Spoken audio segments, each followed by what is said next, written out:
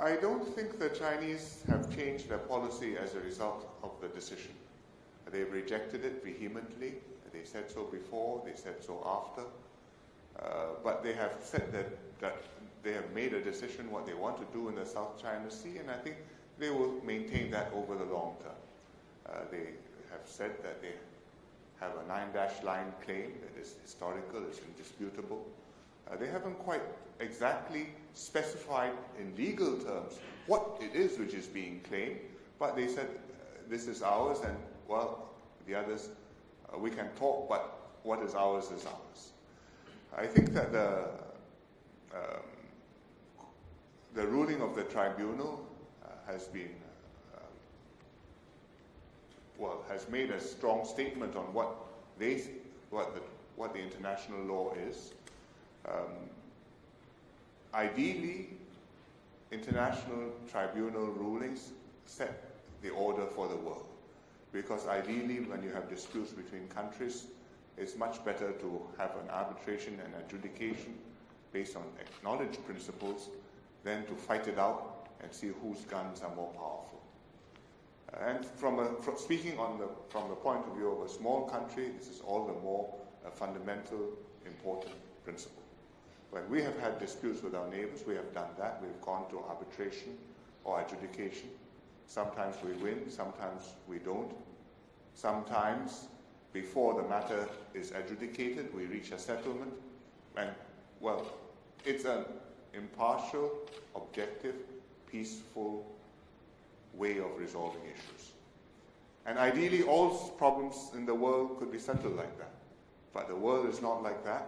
And big powers particularly have interests which sometimes lead them not to follow this path. For example, UNCLOS, which is the UN Convention on the Law of the Sea, under which the recent tribunal ruled, America signed it but hasn't ratified it.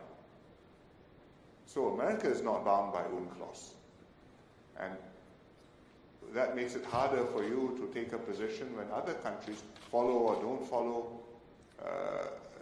the provisions of the UN Convention. But when you look at China and you see what they have, the stance they are taking, well, you wish it were otherwise, but it's for big power not an unprecedented thing to happen. I think in the South China Sea, none of the countries want to push it to the brink. I mean, they have interests, they have claims, they will want to maintain them, but nobody wants to go to war. And in particular, I think the Southeast Asian claimant states, Philippines, Brunei, Malaysia, Vietnam, all of them have got substantial bilateral accounts with China. Trade, tourism, investments, aid. Therefore, while this is a thorn in the relationship, it is not the whole relationship. And therefore, it's going to be a problem, not solved for a long time, but I don't think it's going to lead to a complete souring and a complete breach. It needs to be managed.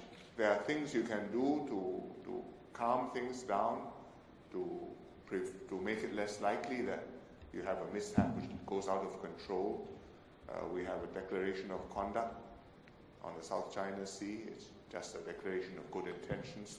We are negotiating a code of conduct on the South China Sea with China, which is going to be binding, but therefore will be more complicated to attain. We hope to make progress in small steps, like having a code on unplanned encounters at sea. What happens if two ships come almost eyeball to eyeball? How do I avoid actually physically bumping into one another or exchanging fire with one another, or spraying each other with water hoses, which has happened before? And to have a hotline between the capitals so that you can talk and diffuse issues. So I think these modest measures we can do. But solving the problem, to have countries having taken positions claiming sovereignty, claiming rights to maritime seabed resources, to have countries walk back from those and say, well, it's not quite so absolute, and it wasn't quite clearly mine after all. I think we have to wait a long time to see that happening. Very few countries do that.